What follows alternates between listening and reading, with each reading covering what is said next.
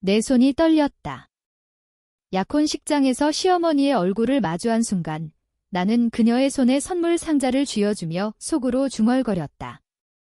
이게 당신의 마지막이야, 어머니. 그리고 그 상자를 열자마자 그녀의 눈동자가 공포로 물들었다. 안에 든 건 수년간의 비밀 문서, 그녀가 숨겨온 가족의 치부였다. 그날은 서울의 화려한 호텔 연회장이었다. 공기 중에 장미향이 스며들고 하객들의 웃음소리가 메아리쳤다. 나는 그곳에 서 있었다. 수년간 시어머니를 돌보며 버텨온 나, 이즈은. 남편 민호가 세상을 떠난 후 나는 그의 어머니를 가족처럼 모셨다. 새벽에 일어나 약을 챙기고 병원에 데려가고 그녀의 외로움을 달래기 위해 밤늦게까지 이야기를 들어주었다. 너는 내 진짜 딸이야 라고 그녀가 말할 때마다 나는 그 말을 믿었다. 하지만 오늘 그녀의 작은 아들 준호의 약혼식에서 모든 게 무너졌다. 약혼식이 시작되기 전 시어머니가 나를 불렀다. 그녀의 방으로 들어서자 그녀는 차가운 눈빛으로 나를 쳐다보았다. 지은아, 오늘 내 자리는 없어. 그 말에 나는 멍해졌다. 무슨 말씀하세요, 어머니? 그녀는 한숨을 쉬며 말했다. 민호가 없어진 지 5년이야. 너는 더 이상 우리 가족이 아니야? 준호의 약혼녀 가족이 올 텐데 내가 있으면 불편할 거야. 불편하다고? 내가 그녀를 위해 포기한 모든 게 불편하다고? 나는 웃음이 나왔다. 쓰디쓴 웃음. 나는 그 자리에서 물러나지 않았다. 대신 준비해온 선물을 들고 연회장으로 향했다. 하객들이 모인 가운데 나는 시어머니에게 다가갔다. 어머니, 축하드려요. 이건 제 마지막 선물이에요. 그녀는 의아한 표정으로 상자를 받았다. 주변 사람들이 우리를 쳐다보았다. 나는 속으로 세고 있었다. 하나, 둘, 셋. 상자가 열리는 순간 안에서 쏟아진 건 편지 뭉치와 사진들. 민호의 유언장, 그리고 그녀가 숨겨온 비밀. 준호가 그녀의 친아들이 아니라는 증거. 그 비밀은 민호가 죽기 전 나에게 털어놓은 거였다. 시어머니는 젊었을 때 바람을 피웠고 준호는 그 결과였다. 민호는 그걸 알면서도 침묵했다. 가족을 지키기 위해. 하지만 나는 그 침묵의 희생자였다. 수년간 그녀를 돌보며 나는 내 인생을 바쳤다. 직장을 그만두고 친구들을 멀리하고 재혼의 기회마저 포기했다. 그런데 그녀는 나를 버렸다. 이제 당신도 버림받아 보세요. 라는 내 속마음이 그 선물에 담겨 있었다. 연회장이 소란스러워졌다. 준호의 약혼녀가 창백한 얼굴로 물었다. 이게 무슨? 시어머니는 상자를 떨어뜨리고 나를 노려보았다. 내가 어떻게? 나는 차분히 대답했다. 민호 오빠가 알려줬어요. 어머니의 비밀을. 하객들의 속삭임이 커졌다. 누군가 사진을 주워 들었다. 그건 시어머니의 젊은 시절 연인과 함께한 사진, 그리고 DNA 검사 결과지. 모든 게 드러났다. 나는 그 자리를 빠져나왔다. 심장이 쿵쾅거렸다. 복수. 그래, 이건 복수였다. 하지만 그 안에 담긴 건 더 깊은 아픔이었다. 왜 나는 그녀를 미워하면서도 사랑했을까? 왜 그녀의 행복을 빌면서도 파괴하고 싶었을까? 서울의 밤거리를 걷다가 나는 눈물을 흘렸다. 이 모든 게 끝난 지금 나는 자유로워졌지만 동시에 텅 비어버린 기분이었다. 그날 밤 집으로 돌아온 나는 민호의 사진을 내려다보았다. 오빠, 내가 잘못한 거야. 민호는 웃는 얼굴로 나를 지켜보고 있었다.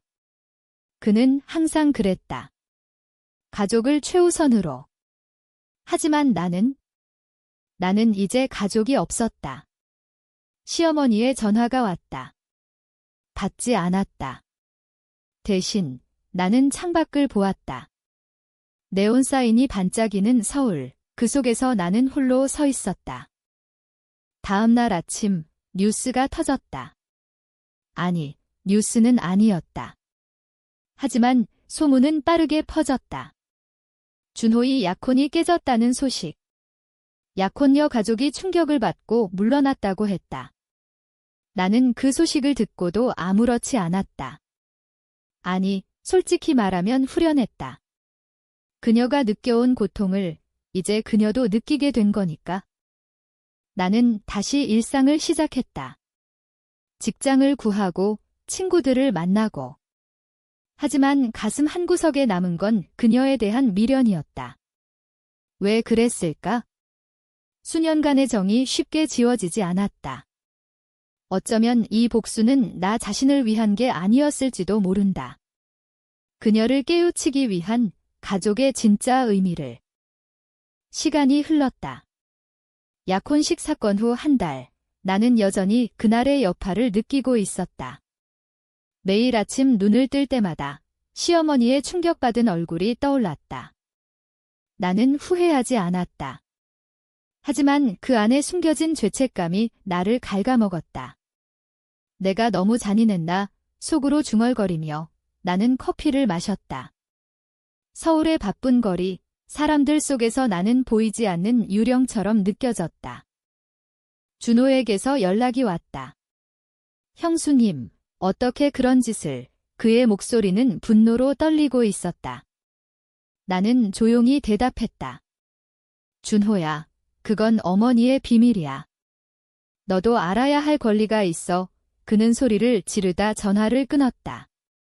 그 후 그는 나를 피했다. 가족 전체가 나를 적으로 삼은 듯 했다. 하지만 그건 예상했던 일이었다. 나는 이미 그 가족에서 지워진 몸이었다. 시어머니는 병원에 입원했다. 스트레스로 인한 고혈압 악화였다. 소식을 듣고 나는 병원으로 향했다. 왜 갔을까? 나 자신도 모르겠다. 복도에서 그녀를 보았다. 창백한 얼굴, 주름진 손. 그녀는 나를 보자마자 눈을 돌렸다. 왜 왔어? 내가 한 짓 때문에. 그녀의 목소리가 약했다. 나는 침을 삼키며 말했다. 어머니, 미안해요. 하지만 그 비밀 때문에 민호 오빠가 얼마나 고통받았는지 아세요? 그녀는 한동안 침묵했다. 연후 눈물을 흘리며 털어놓기 시작했다. 민호는 항상 착했어. 그 애가 그 비밀을 알았을 때 나를 용서했어. 그런데 나는 그녀의 손을 잡았다. 차가웠다. 어머니, 저도 용서할 수 있었어요. 하지만 어머니가 저를 버린 순간 모든 게 무너졌어요. 우리는 그날 오랜 대화를 나눴다. 그녀의 젊은 시절 실수, 준호의 아버지에 대한 이야기. 나는 듣고 또 들었다. 수년간 그녀를 돌보며 들었던 이야기들, 하지만 이번엔 달랐다. 진심이 느껴졌다. 병원을 나서며 나는 생각했다. 이게 끝이 아니구나. 복수는 시작일 뿐, 이제 치유가 필요했다. 집으로 돌아온 나는 민호의 일기를 다시 펼쳤다. 그는 그 안에 모든 걸 적어두었다. 시어머니의 비밀, 그리고 나에 대한 사랑. 지은아, 내가 행복하면 돼. 그 글자를 만지작거리며 나는 울었다. 왜 민호는 나에게 이 짐을 남겼을까? 아니, 어쩌면 이건 짐이 아니라 선물이었을까? 준호가 다시 연락했다. 이번엔 차분했다. 형수님, 어머니가 말씀하셨어요. 그 비밀에 대해 우리는 카페에서 만났다. 서울의 번화한 거리, 커피 향 속에서 그는 고개를 숙였다. 저희 친아버지가 따로 계신가 봐요. 그의 눈에 눈물이 고였다. 나는 조용히 말했다. 준호야, 그게 내 잘못은 아니야. 가족은 혈연만이 아니야. 그는 나를 쳐다보았다.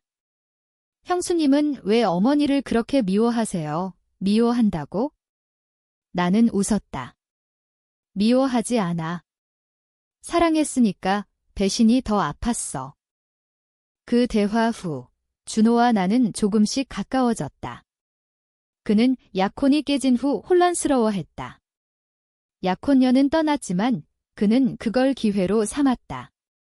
이제 진짜 나 자신을 찾을게요. 그의 말에 나는 고개를 끄덕였다.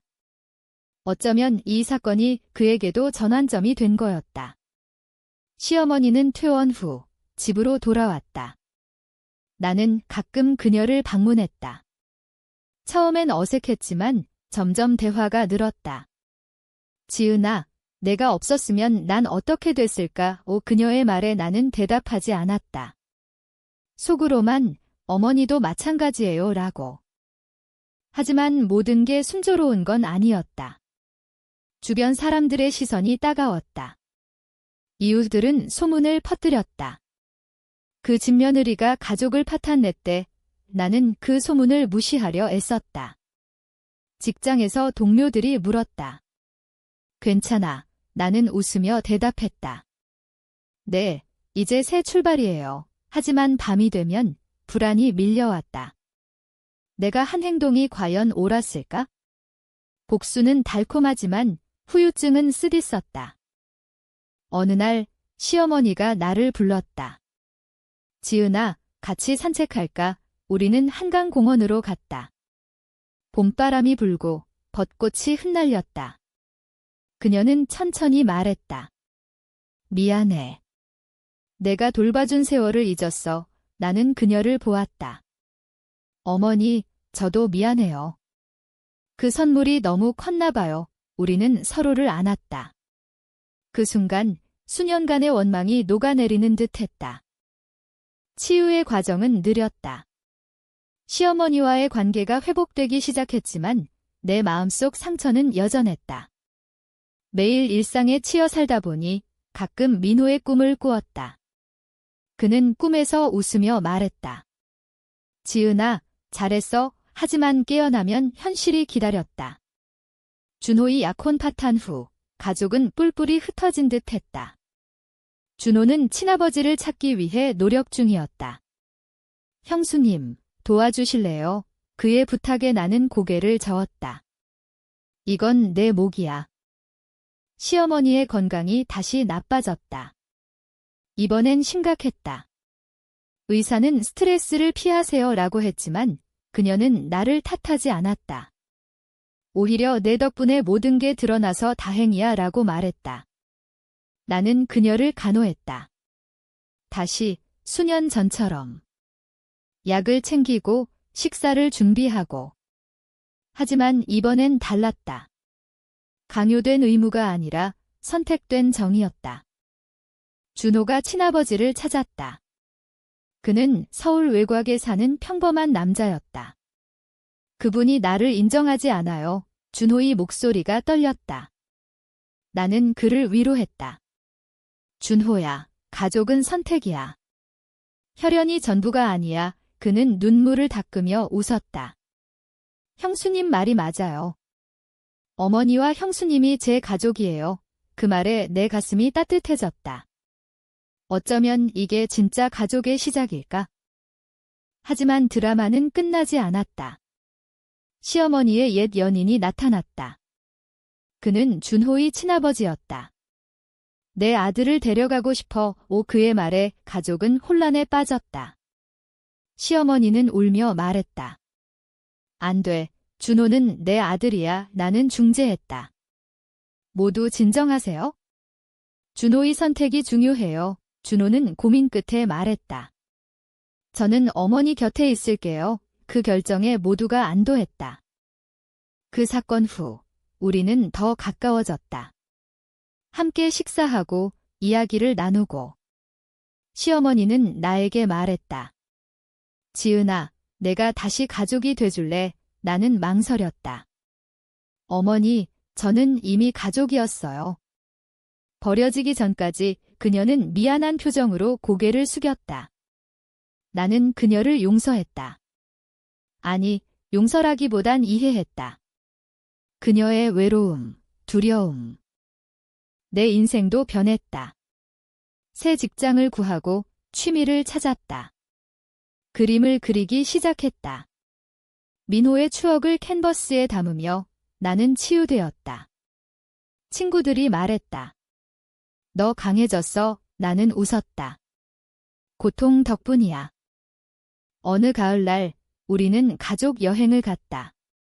제주도로. 바다를 보며 시어머니가 말했다.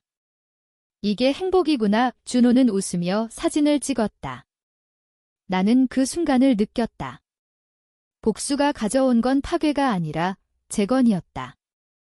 하지만 깊은 밤, 나는 여전히 생각했다.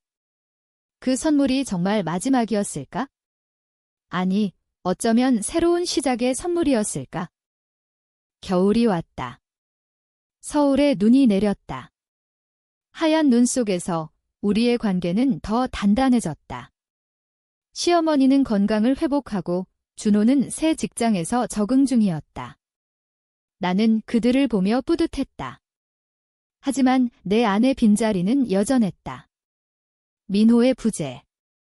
오빠, 보고 싶어 속으로 중얼거리며 나는 그의 묘지를 찾았다. 묘지에서 나는 꽃을 놓았다. 오빠, 모든 게 잘 풀렸어. 바람이 불어 꽃잎이 흩날렸다. 그 순간 누군가 다가왔다. 시어머니였다. 지은아, 나도 왔어. 우리는 함께 기도했다.